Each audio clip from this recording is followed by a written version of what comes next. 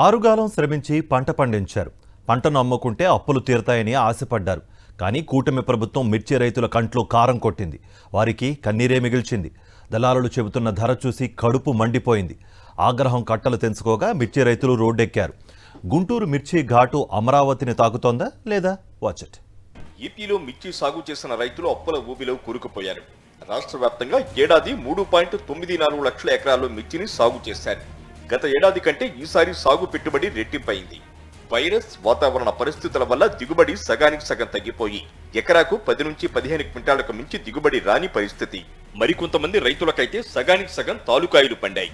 గుంటూరు యార్డులో మిర్చిలో రారాజుగా పేరొందిన తేజ రకమే 11,000 నుంచి 12,500 మాత్రమే పలుకుతోంది.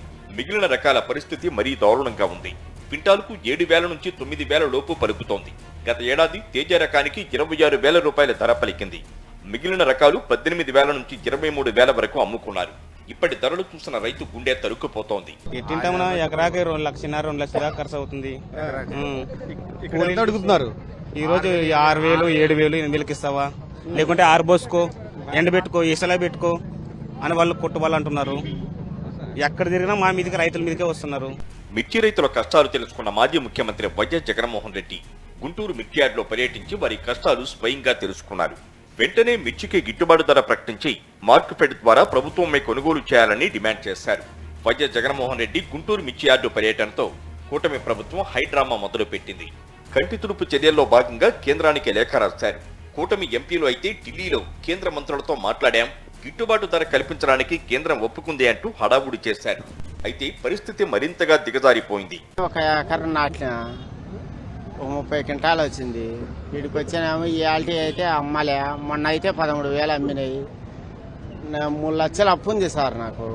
వాళ్ళేమో ఎమ్మటి పడుతుండ్రు, మిరగాయలు అమ్ముకుంటరా అని. మొన్నటి వరకు 10 నుంచి 12,000 పలికిన తేజ రకం ధర ఇవాళ 8,000కు పడిపోయింది. సాధారణ రకాలకైతే క్వింటాకు 4,000 నుంచి 5,000 వరకు అడుగుతున్నారు. మొన్నటి వరకు 4,000కు కొన్న తాలూకాయలైతే 2,000కు ఇస్తే ఇవ్వు, లేకుంటే ఇంటికి తీసుకువెళ్లిపో అని బెదిరిస్తున్నారు. దీంతో కడుపు మండిపోయిన రైతులు మంగళవారం గుంటూరు మిర్చి యార్డులో ఆందోళనకు దిగారు. పంటకు గిట్టుబాటు ధర కల్పించాలంటూ గుంటూరు నర్సరావుపేట రోడ్డుపై బైఠాయించి 2 గంటల పాటు ఆందోళన చేశారు. ప్రభుత్వం ఎప్పటిలానే మిర్చి యార్డు వద్ద భారీగా పోలీసులు దించింది. ఆందోళన చేస్తున్న రైతులను పోలీసులు పక్కకు లాగేశారు. సార్ మీరు ఏం చేయలేరు, చేస్తే చేస్తామని చెప్పండి, చేయకుండా మా శాతకాని ప్రభుత్వం అని చెప్పండి.